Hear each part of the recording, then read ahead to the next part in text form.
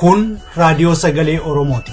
Raadiyoon sagalee Oromoo torbanitti guyyaa 3 wixata roobii fi sanbata galgala keessaa sa'a 7 hamma 7 walakkaatti kan isiniif darbu. Tamsaasni dambalii gabaabaa meetir baandii 16 yookaan kiiloo heerzii 17,850 fi karaa intarneetii Oromo Voice darbu kun amma jalqaba. Kun raadiyoo sagalee Oromooti.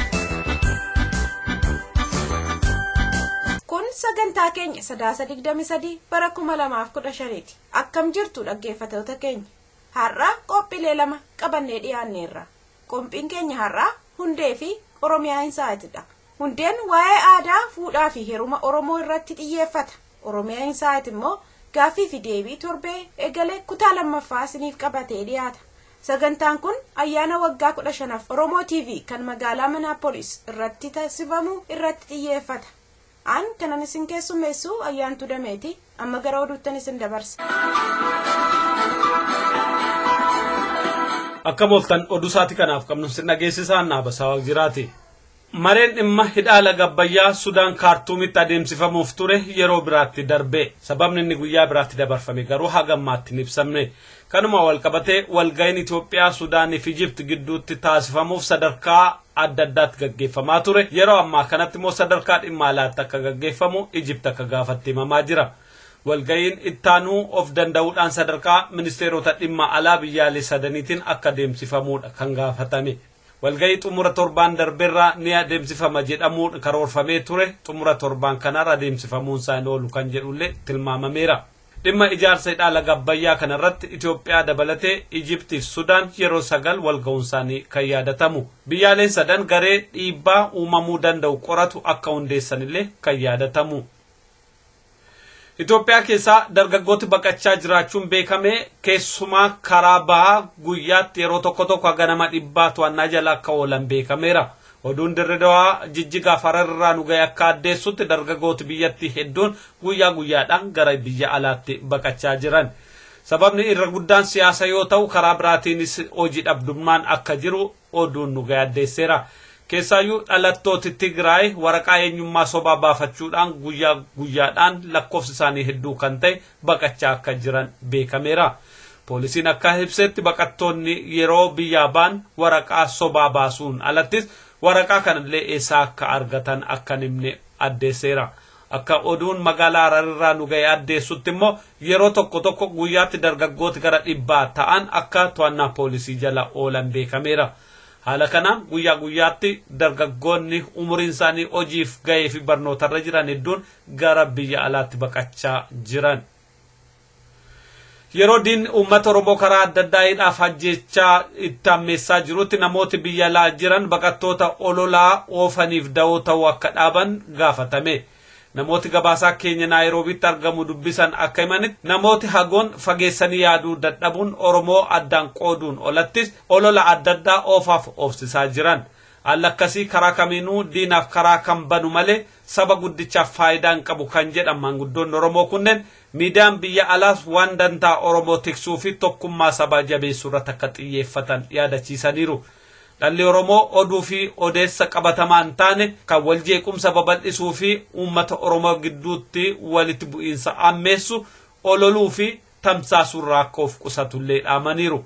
Diinni yeroo kamiyyuu sabni Oromoo akka tokko hin taane barbaada kan jedhan maanguddoonni keessaayyuu namooti waa fageessanii yaaduu hin dandeenye odeessa dhuunfaa fi jibbinsa irratti hundaa'e kan sabaa fakkeessuun tamsaasuun isaanirraa ni eegamu jedhaniiru.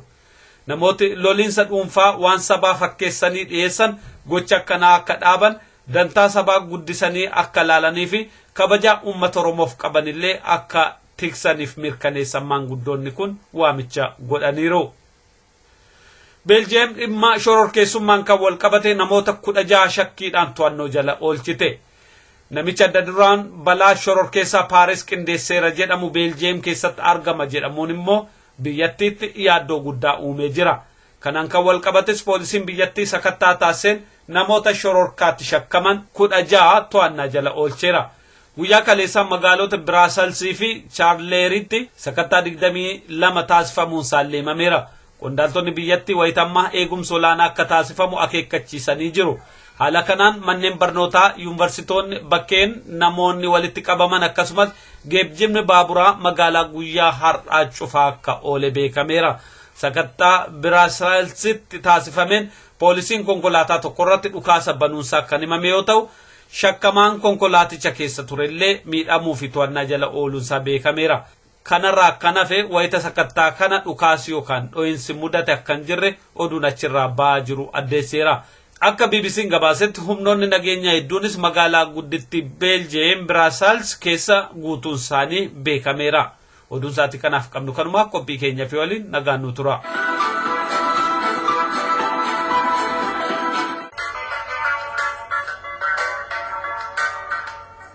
Qophii Hundee.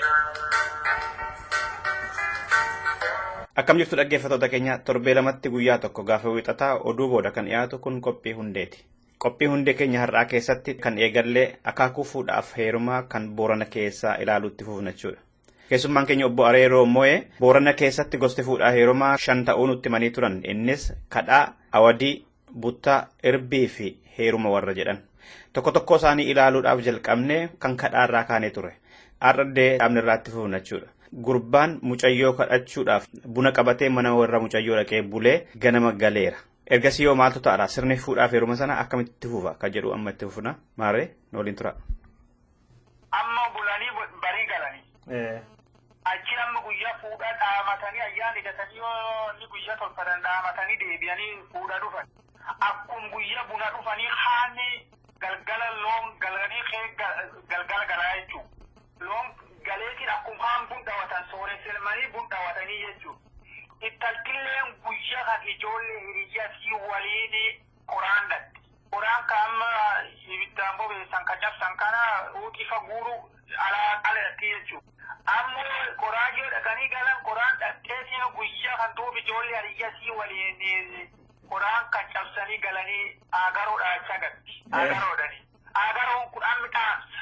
Amma hiriyyaa fi addaan bahu isii nama fuudhamu niitii nama ta'uuf deemu waan kan amma waliin dhaamatan. Seenaa dhaammatte jechuudha. Hiroosa jedhan bakka biraatti. Akka amma agaroo dhaatti jedhanii agaroo gallee iyyaan iyyoo gargallee adda gallee waan akkana kan dhaatan amaan ormaa iyyaan iyyoo amaan ormaa nu leenjisee warri keennoo nu leelliseedhani amaan ormaa jechuun namin beenne deemu. Orma bira deemu. Akkasii fudhate namni guyyaa kan kadhaachaa oolte ijoolleen gargala galtii jechuudha. Tole. Galgala kan abbaan isiin ruuf maratee orooroo lichoo fudhatee moona bahee abbaan amma gammee tala saaka guyyaa kana. Yoo sun abbaan waan jedhuun qabaa jechuudha. Amma gurbaan eenyu faana dhufa gaafa kana namoota qabatee dhufa moo ammas lamuma ta'ee dhufa? Namni akka gargaartullee faanallee erguun danda'anii yoo ollaan kan gargaarsa taate yoo warri gargaara ammoo yoo son akkuma haan mucaa fuulgul dhufuutti nam fuulgul dhufuu jira. Nama lama ta'allee ta'uu danda'a. Ammoo namni fuulgul dhuuf kan beekame nam fuulgul dhaqeedhaan nam tokko gargaartullee jiraachuu mala warri sunumaa waliin dhufaa. Amma guyyaa kan abbaan orooroo lichoo fudhatee moona bahee ittaliyaamanii gammee saaqanii jedhanii gammee saaqanii yoo sun abbaan ammoo waan jedhu qaba. Jibbaaf jibboof hin baamne maqaa kee kana jibbaaf jibboof hin baamne maqaa keetii kana jibbaaf jibboof hin kennine aadaa keetii tanaa'edhaan. Intala isaatiin jedha akkas mucayyoo isaatiin. Intala isaatiin jedhee yoo moona keessa gabbahee orooroo lichoo fudhateetiin gammee saaquuf sun. Garaa jajjabeessuu isaati amma akka mucayyoon garaan hin hammaanne.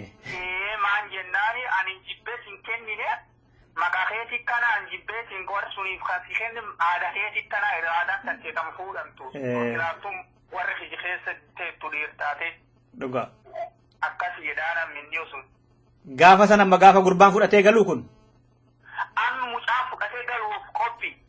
Ayyee. Amma guyyaa kana bun daawwatanii ayyuumedhanii ayyuum dhaawanii ayyuumti kun amma waan duraanis amal duraanis hin qabdu ka mucaa qabdu ka walii dhaamatan ka yooyyuu akka inni fidata akka inni bulfatu wanti dhaamatanii ayyuum dhaamatanii jedhan kun amma waan walii dabarsan guyyaa kan duub guyyaa golli bulan jedhani ayyuum kan irratti karaa abbaatti eegalaas abbaan intalti aadaa dhugaatiif si kenne an abbaa dhalee si kenne. Aadhaltee si kenne obboleeyyanitee isii si kenne beekaan mucaa dhaamatan. firaafiidha isii kenne. Kanammoo waaqatti alkuun walitti isanii qajeelche. Waaqi waliin isan qajeelche. Hortanii isan bulchiisinnaa horaa bulaa waliin bulaa jedhe. Eebbisan jechuudha. Abbaan eebbisan. Akkasumaatillee eebbis. Ati yoo kalee ijoollee arda nama guddaa. Mudaallee ta'i ittalallee ta'i aanan. Ati yoo kalee qeerroo arda abbaa warraati mudaan. Aanan kalee garaa tokkoo dhuttu. Arda ammoo garaa lamaa dhuttu. Arda lama taatee jechuudha. Haadha manaa horatee. Sicuun kalee si kuusidhaan sin kuusitu sirra qoodamti. Kanaafuu ati yoo kalee miira arda ammoo hafuura yookiin sabji. Borammoo ciicuun tokko yookiin garaa sadii afur taati. Jechuun amma garaa dhaltanii ilmaan horatanii ganaa wanni sun cufti sirra qoodame. Akkasiitti shubadhuu jedhanii dhabbaallee naatillee akkasiitti jumdhaanii. Yeroo kana amma ittalchibee ta'u sun golkeetteetti. Dhokattee jirti. Dhokattee jirti. Kanaaf isiillee ammatilleen dhageettaa tanteelleen tanumaa dhagahii jedhanii. Amma asirratti obbo Areero beekti isheen eenyutti akka heerumtu amma bartee? Bartee durattuutti hin beekti. Guyyaa dhuftufaa yooyyuu fuulkee wal lufa yoo fulaatti ka'u baattee num laallatanii namni hiddeetti malee inni beekti. Didduun garuu hin jiru. Didduu yooyyuu jibbiti adoo kadhachuu jiranu dura nam bira heerumtullee hin jirti. Ammoo duri keeriyaa fokko maal jedhanii wanni sun waan aadaan sun wanni taatuuti guddoo ani fedhuun hin jedhamtu. Yoo jibbi durallee heerumuu dandeechi. Nama biraatti. Nam biraatti. Hayyee amma gaa kennanii fi akkam godha gaa akkamitti fudhatee gala manaa akkamitti baasama? Amma manaa eebbisanii dhadhaa dibanii fi waliin gorfoo itti hidhanii waliin baasan gorfoodhanii amma gorfoon sun goga midhaasanii hodhanii mijuu isii kaanii waliin qajeelchan. Lafoo moo maaliin deeman egaa? Lafoo deeman. Amma gaa nama meeqa ta'us jarri baay'ate?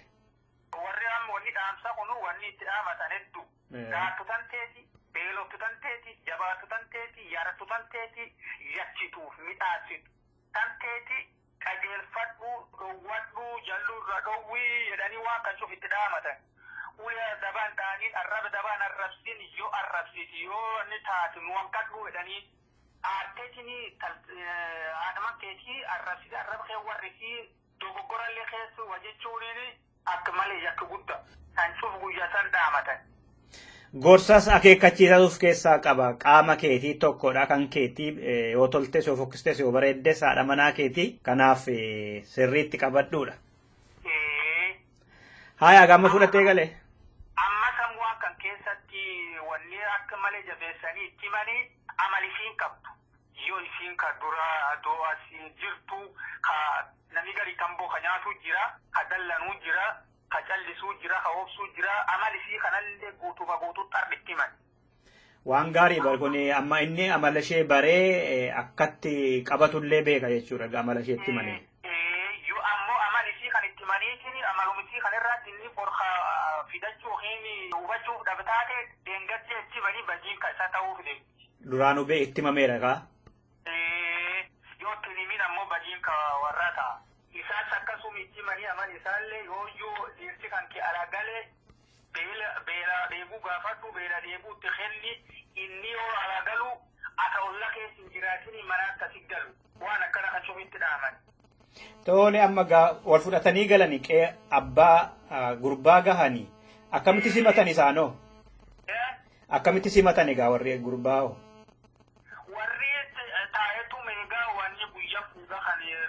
Wanni daawwatanii wanni ofiitiin maanii tolchanii jirtu wanni galee kaan akkasuma har'a dur ta'anii mijuu uunanii mijuu uunsiisanii seensisan.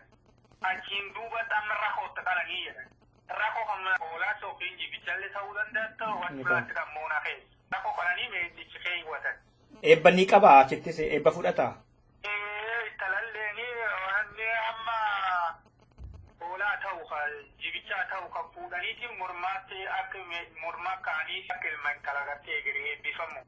Wanni tokko ammoo wanni bira dabramu mallee mucaan ammoo fudhatee galee karaa deeman kana hidha isaa baafate wayyaa hojifatu malee hidha baafate mijuu isiin dugda qabbisuun duddisii kan irra kaa'an. Dugda yoo fuudhee galeerra moo? Ayyee. Kun amma namni tokko ta'u qaan tokko ta'u garatti jabaachuu qabu garaa akka laafuu fiidhaa baafatee gara siilaafu isi sun agarsiisa jechuudha. Akkasii fudhatee gareera hootti gareera hoosuu leedis keeyyatanii eebbisanii akkasii galan. Qabeenya abbaarraa ni qoddata? Qabeenya arda guyya kana handhuura kennaniif. Looni fi uleen dhaattuu jedhan uleen dhaatti jedhanii siif kennaatti ulee loon sun handhuura isii. Inni duraanuu ulee loon handhuuraan qaba. Ammoo artiisii maqasiitiin wanni ta'uu jira. Ka argatullee jira ka kennaatti. Ulee dhaatanii. Amma gaa inni mana maatuma faana jiraata moo haadha isaa abbaa isaa waliin moo mana ijaarratee qaba ka kophaatti? Amma fuudhetiin manumaadhaan gala haa fuudha manallee ijaaranii duralleetti jira yooyyuu manaadhaan fuudhellee amma mana dhibii man ijaaraniif. Mana dhibii. Dhaggeeffattoota keenya kutaa sadaffaa isaa immoo torbee lamaan kana qabannee dhiyaanna waan cuqasaa turtaniif horaa bulaa andasuu duraati.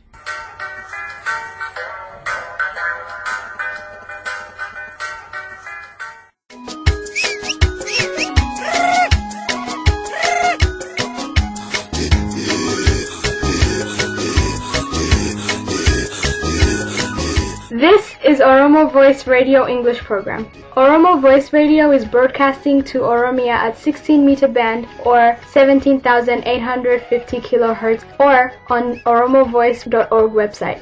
OVR broadcasts Oromia Insight program every Monday for 15 minutes at 7:15 p.m. Oromia local time. Welcome to Oromia Insight program.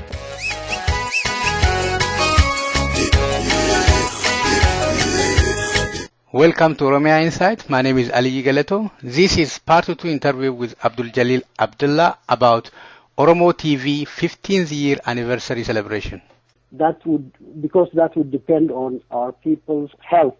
That depends with the kind of support that we will get during and after.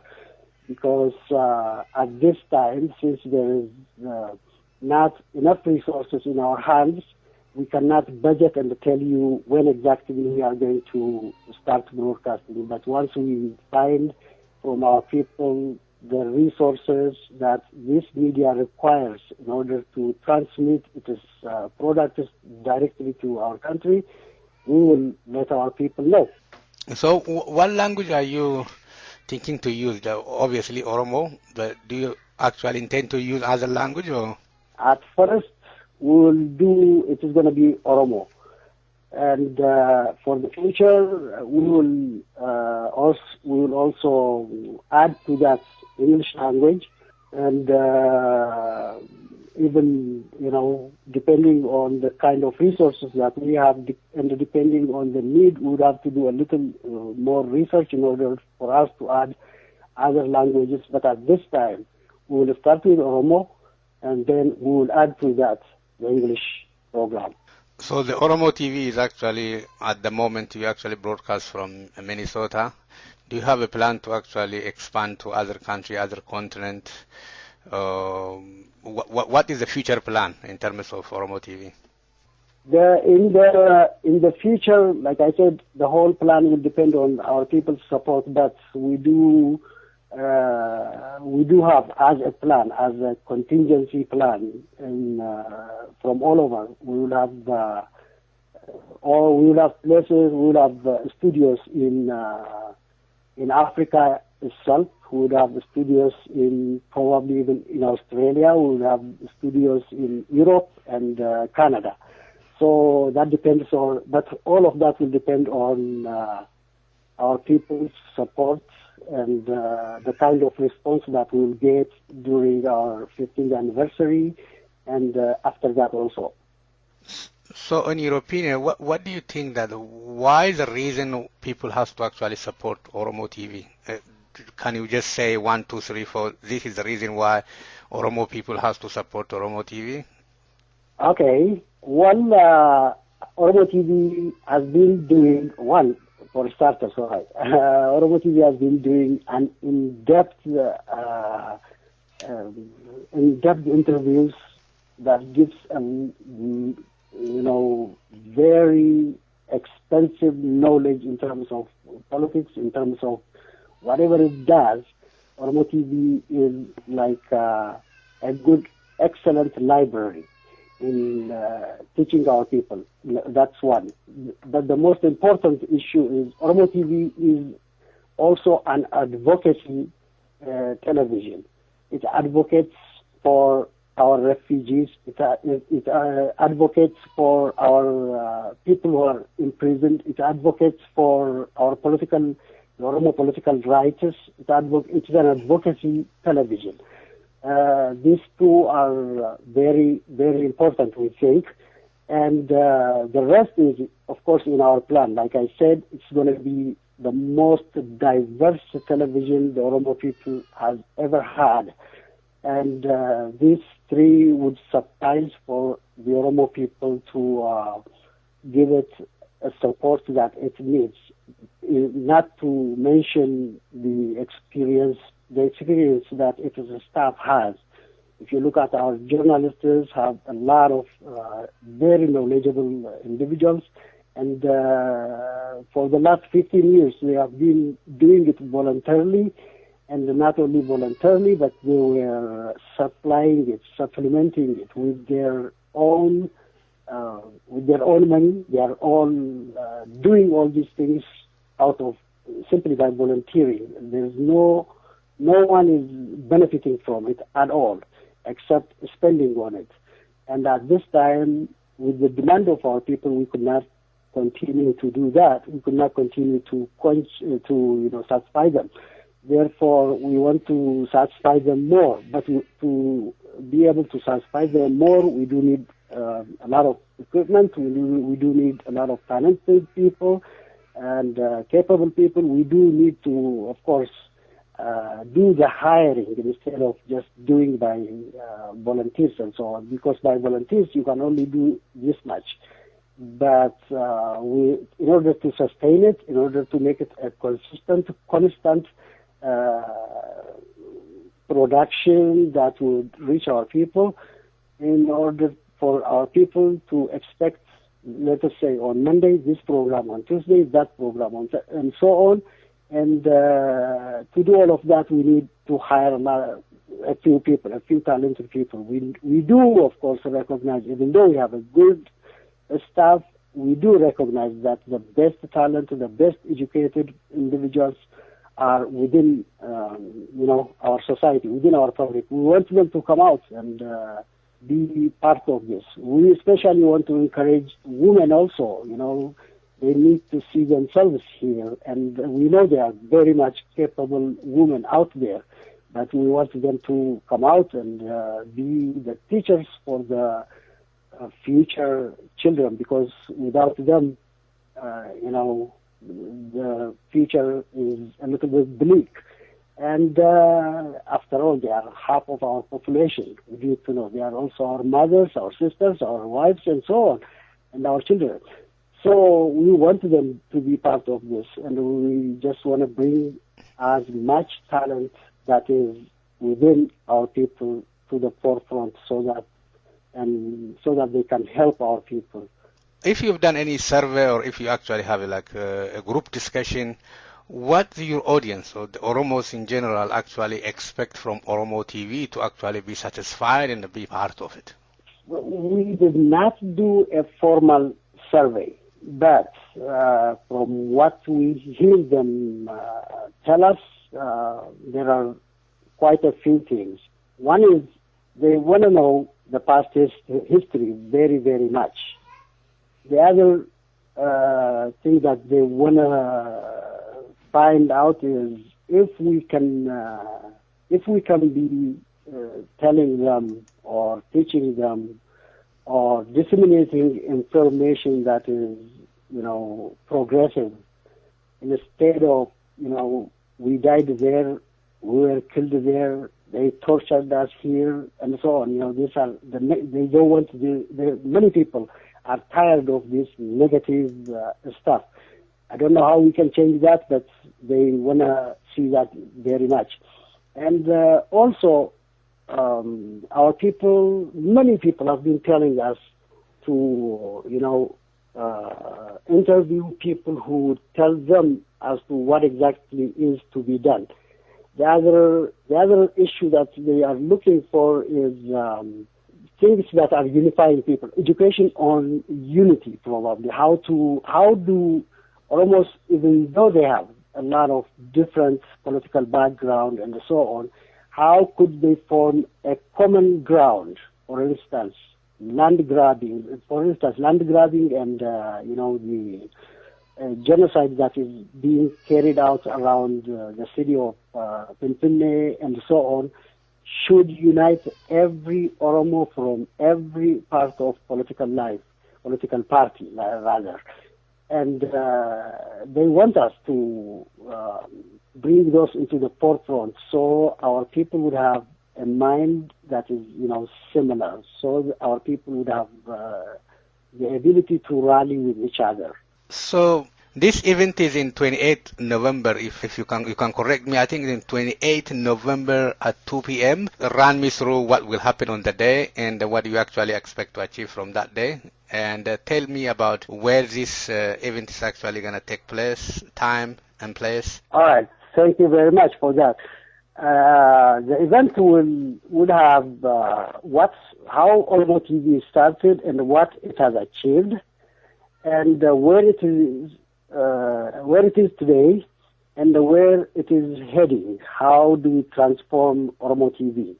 And for that, there are quite a few people who are going to speak about that, and there will be a documentary on what it has achieved, what it has done in the past, and where it is now. Then we'll ask for people to support it financially, and probably some individuals might be willing to be part of this Oromo TV also in order to make it as diverse as possible. And then basically that's what it is. The other thing that you asked was if it is on the 20th. Yes, it's going to be 28th of November, and it starts at 2 o'clock. We want our people who are around here to come really, really in time, because over here it is around winter area, and the winter is just around the corner, and therefore it gets dark very fast. By 5 o'clock it's already dark in Minneapolis, so we want them to come exactly in time so we can start our program right then and end it in time. It is going to be at 301 Main Street, Northeast, Minneapolis. Zip code is 55413, 2 o'clock. And for people who want logistics, we are providing 3 buses from near Cedar Riverside and around Franklin, and also around Bryan Cohen Community Center, and so on. So we want them, for people who need a ride, can always call us also if they do not know where it is. And we want them to really come in time. And by the way, if someone from around here is listening to your radio, you can call me at 763-464-3477. And thank you for the whole interview today. It's really a pleasure to having you in our show. Abdul Jalil, you're actually doing a great job for a long time. It's very hard to be consistent, juggling family, your personal life, and other community stuff. At the same time, working in the media. It's really amazing job what you're doing. I hope a lot of people from Minnesota actually going to come and celebrate with you. Oromo, come out and support Oromo TV on Saturday, November 28th from 2 p.m. Thank you, Abdul Jalil, to come and share what is happening with Oromo TV. Thank you very much. Well, thank you very much. I believe Oromo Voice Radio is doing a great service. Their quality of programming is really great. It is really one of the people that we actually looking forward to collaborate with. And thank you for this chance. Thank you very much.